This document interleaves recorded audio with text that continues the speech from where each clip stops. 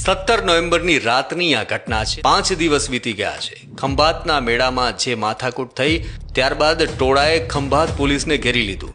Khambhat police સ્ટેશનની અંદર ઘૂસી એક પોલીસ કર્મચારીને નગ્ન કરી અને માર માર્યો। હવે સવાલ એ થાય કે આ ટોળામાં આટલી હિંમત આવી ક્યાંથી? આ ટોળા જ્યારે વળ્યા ત્યારે પોલીસના કેટલાક જાબાઝ કર્મચારીઓએ તેમને રોકવાની પણ કોશિશ કરી હતી, પણ અહીં સવાલ એ થાય કે આખરે જાબાઝ પોલીસ કર્મચારીઓના હાથ કોના કારણે બંધાઈ ગયા છે?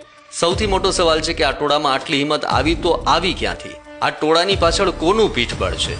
આ એ જ આણંદ પોલીસ છે જેણે ભૂતકાળમાં દિવાળી સમયે જ્યારે તોફાની તત્વોએ તોફાન કર્યા હતા ત્યારે તેનું સરઘસ કાઢી તેને બરાબરનો કાયદાનો પાઠ ભણાવ્યો હતો। ત્યારે આ કિસ્સામાં પોલીસ કોના કારણે ચૂપ રહી તે એક મોટો સવાલ છે। આ તો મીડિયામાં વાત બહાર આવી એટલે પોલીસે ફરિયાદની તજવીજ હાથ ધરી છે, પણ શા માટે પોલીસ 5 દિવસ સુધી આ સમગ્ર ગંભીર પ્રકરણમાં ચૂપ રહી? કોના કારણે ચૂપ રહી તે એક મોટો સવાલ છે। જો આ પ્રકરણ બહાર ના આવ્યું તો શું પોલીસ ચૂપ જ રહેવાની હતી? સૌથી મોટો સવાલ એ છે કે આ ટોળાએ પોલીસના વાહનોમાં તોડફોડ કરી, પોલીસના વાહનોને ધબ્બા મારી જાણે ચેલેન્જ કરી નાખી।